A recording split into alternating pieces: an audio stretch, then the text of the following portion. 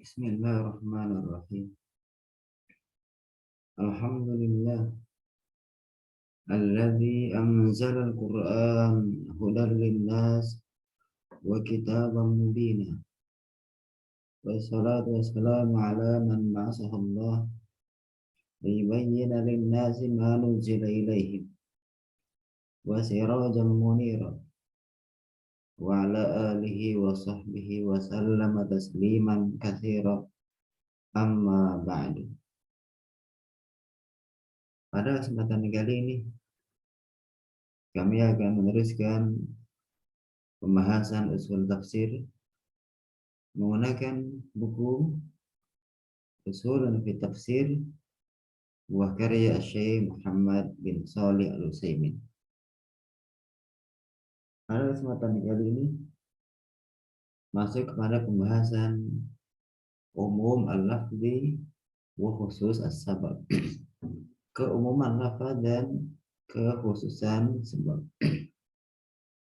Sekarang mari kita lihat ke layar. Semoga pembahasan ini mudah dipahami dan bermanfaat. Umum al-lafzi wa khusus as-sabab. Keumuman lafaz dan kekhususan sebab. Idza nazalatil ayatu li sababin hasil wa lafzuha 'amun kana hukmuha syamilan li sababiha wa li kulli ma yatanawaluhu lafzuha. Lianna al-Qur'ana nazala tashri'an 'aman li jami'il ayati li jami'il ummati fakanat al-ibratu bi umumi lafzihi la bi khususi sababihi. Apabila ayat turun karena sebab yang khusus dan lafadznya adalah umum, maka hukumnya adalah mencakup untuk sebab tersebut dan untuk setiap apa yang dikandung oleh lafaz tersebut. Karena Al-Quran adalah turun sebagai syariat yang universal untuk seluruh umat, maka adalah patokannya, acuannya itu dengan keumuman lafaz, bukan dengan kekhususan sebab. Maksudnya adalah seandainya ada ayat turun berkenaan dengan suatu sebab, berkenaan dengan satu sebab,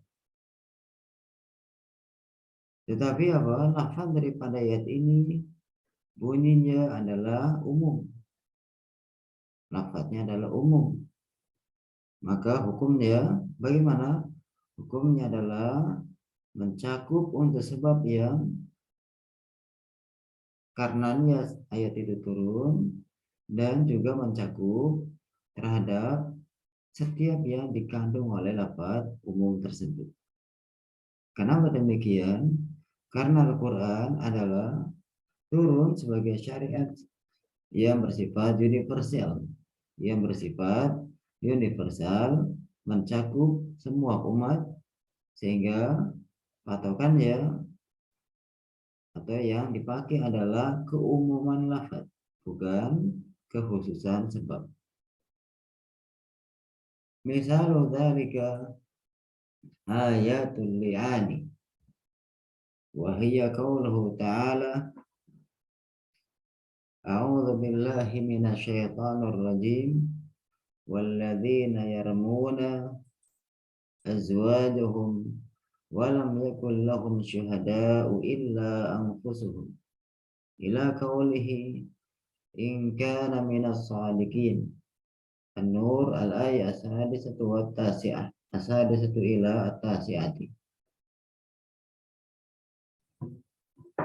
Fa fi sahih al-Bukhari min hadis Ibn Abbas radhiyallahu anhuma anna Hilal ibn Umayyah qala fa imra'atahu 'inda Nabi sallallahu alaihi wasallam bi Syarikin ibni Sahma'a. Wa qala Nabi sallallahu alaihi wasallam al-bayyinata aw haddun fi dhahrika. Wa qala Hilalun walladzi ba'asaka bil haqqi inni lasadiqun. Fala yunzilanna Allahu ma yubarri'u dhahri minal haddi. Fanazala Jibril wa unzila alaihi walladzina yarmuna azwajahu an-nur alaya sadisatu. Wa qara'a hatta balagha in kana minas sadiqin surat an-nur alaya tasi'ah. Al-hadis.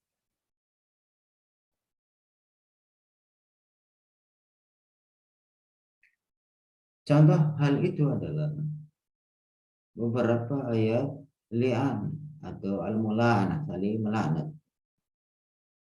yaitu firman Allah yang maha tinggi yang artinya dan orang-orang yang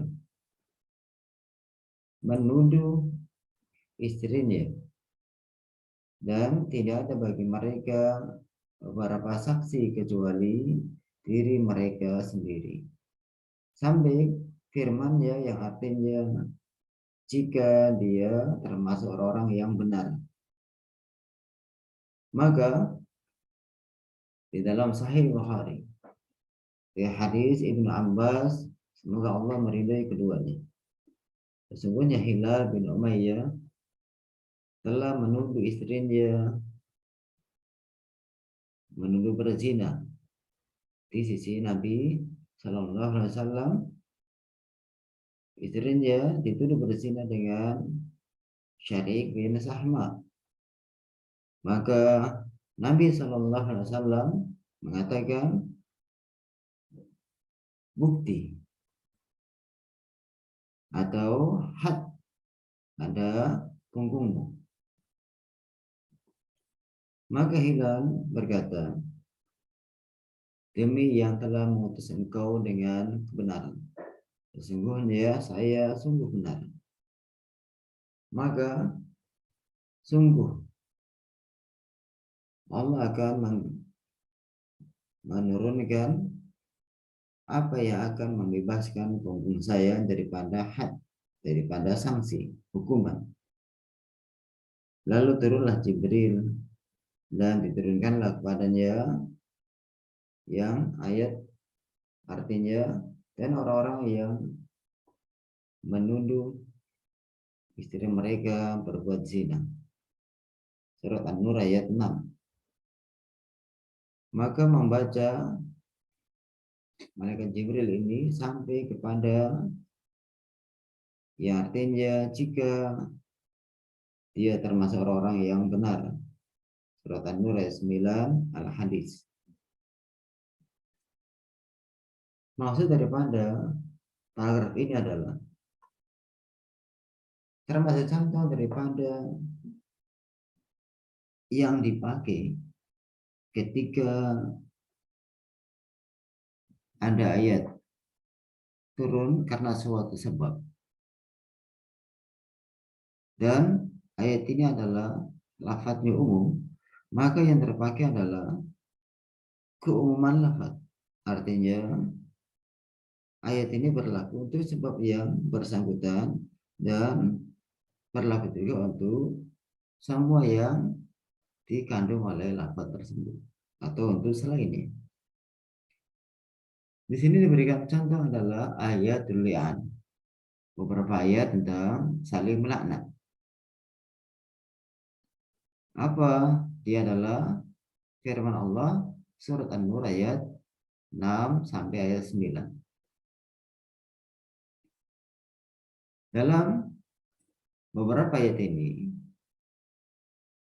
ini adalah turun berkenaan dengan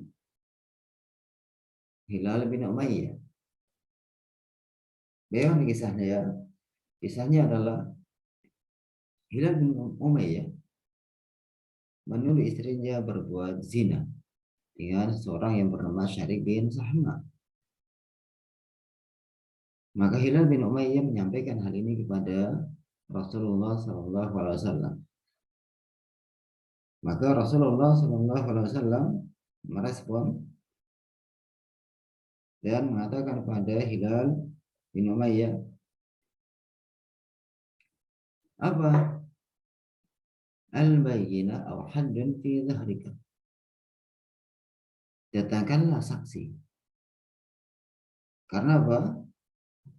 Ketika seseorang menuduh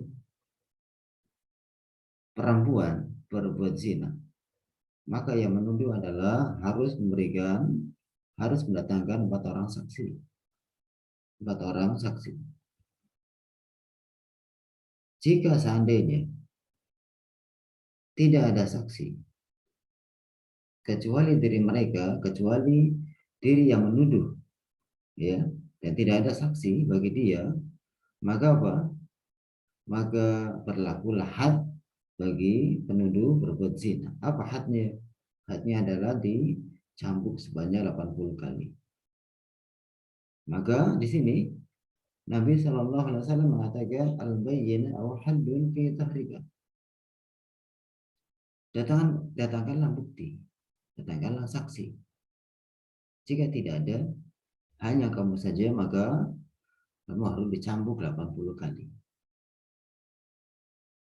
Maka apa respon Hilal bin Umayyah? Dia mengatakan, walladzi ba'asaka bil haqqi inni lasadiqun. Demi yang telah mengutus engkau wahai Muhammad sallallahu alaihi wasallam dengan kebenaran. Inilah shadiqun, sungguh saya adalah benar-benar orang yang jujur. Dari sini maka Hilal bin Umayyah menyatakan secara tegas dan berani bahwa Hilal bin Umayyah adalah benar dalam tuduhannya kepada istrinya akan zina. Kemudian apa? Hilal bin Umayyah menyatakan falayun zilanna Allahumma yubari wa dhahri minal had. Maka sungguh Allah akan menurunkan apa yang akan membebaskan punggung saya daripada had. Ucapan Hilal bin Umayyah ini adalah bersumber daripada yakinnya dia kepada Allah Azza wa Jalla akan diturunkan ayat yang mana ayat ini akan membebaskan dirinya daripada sanksi. Ya. Karena apa? Dalam hal ini Hilal bin Umayyah tidak ada bayyinah, tidak ada saksi kecuali hanya dirinya sendiri. Kalau seandainya ayat ini nggak turun, maka berlaku bagi Hilal bin Umayyah hukuman had berupa cambukan 80 kali. Kemudian bagaimana yang terjadi? Lalu turunlah Jibril dan diturunkanlah ayat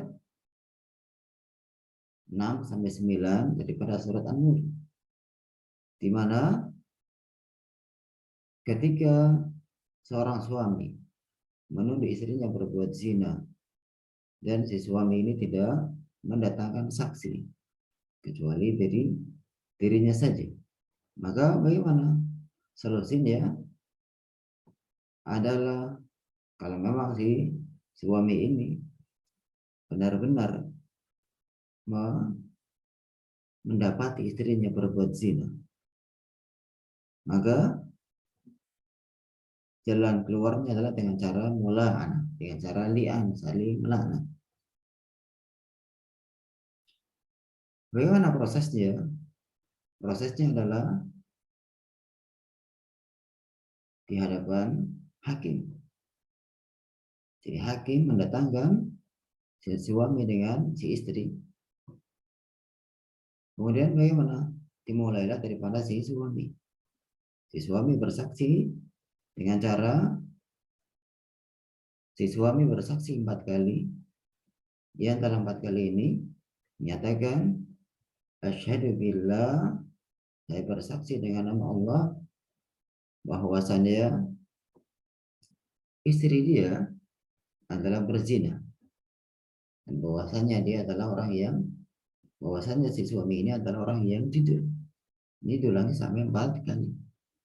Dan kali yang kelima, dia bersumpah dengan nama Allah bahwa laknat Allah menimpanya jika dia adalah orang yang dusta. Kemudian setelahnya, si perempuan atau si istri juga bersaksi dengan persaksian yang mirip dengan si suami, di mana persaksian yang 4 kali. Persaksian yang pertama, 2, 3, 4 bunyinya adalah kurang lebih saya bersaksi dengan nama Allah bahwasanya tuduhan si suaminya adalah tidak benar, sebanyak 4 kali. Kali yang kelima adalah dia bersumpah dengan nama Allah bahwa murka Allah akan berlaku atas si perempuan ini jika si suaminya adalah orang yang benar. Setelah selesai proses mula anak ini, maka keduanya dipisahkan oleh hakim dengan pemisahan yang abadi, sehingga si laki dan perempuan tidak bisa bertemu lagi, tidak bisa menikah lagi setelah perceraian karena pasal li'an ini.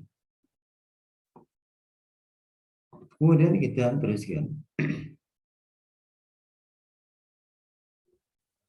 وهذه الآية نزلت بسبب قذف هلال ابن أمية لامرأته لكن حكمها شامل له ولغيره بدليل ما رواه البخاري من حديث سهل ابن سعد رضي الله عنه أن أويمر العجلاني جاء إلى النبي صلى الله عليه وسلم فقال يا رسول الله رجل وجد مع امرأته رجلا أيقتله فتقتلونه أم كيف يصنع؟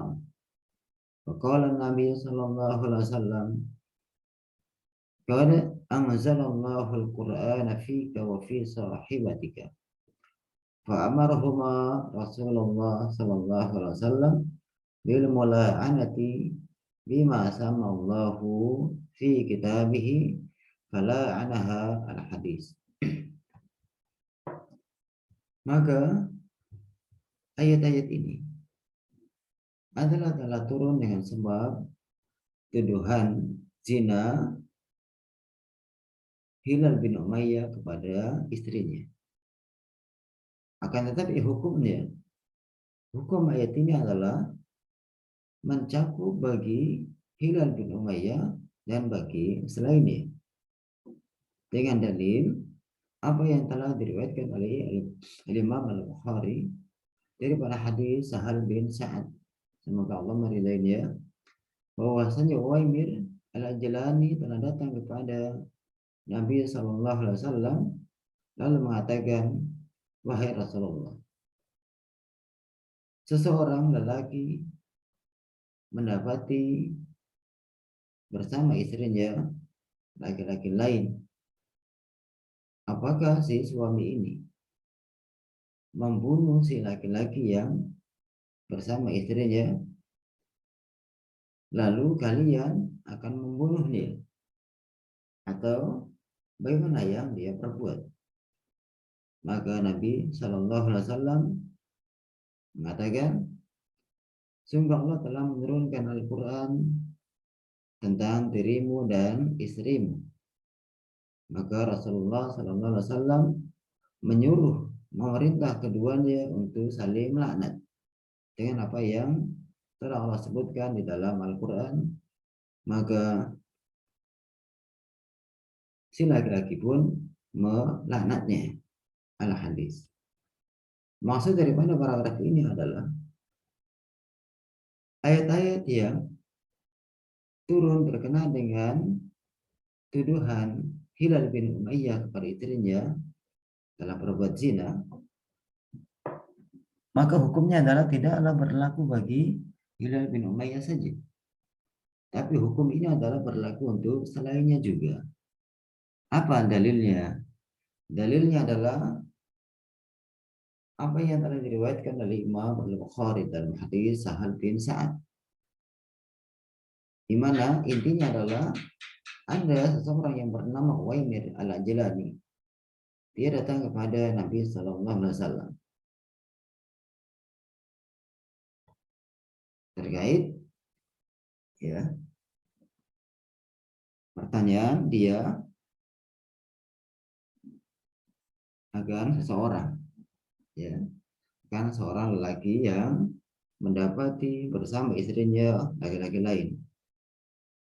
Apakah si suami ini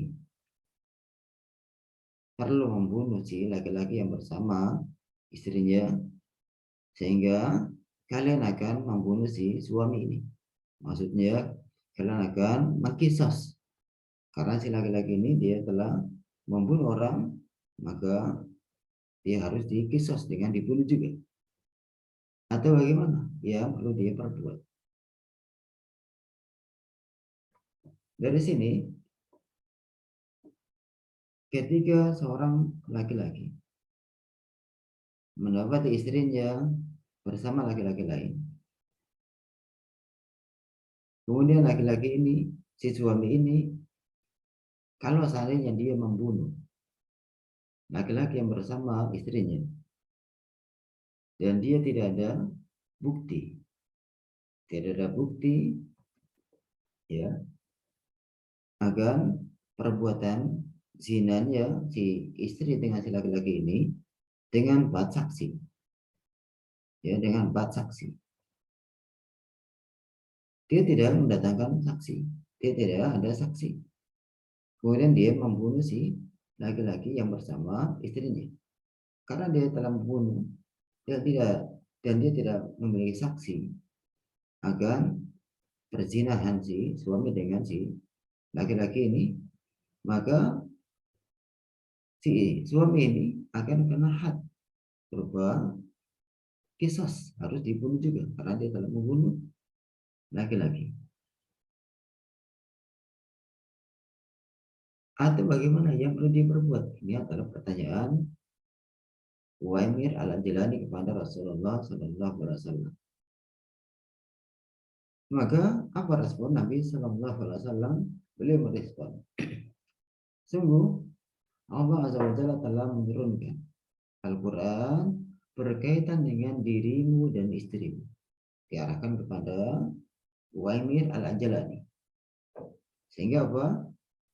Sehingga Nabi menyuruh keduanya, menyuruh si Uwaimir Al-Ajlani dengan istrinya untuk saling melaknat.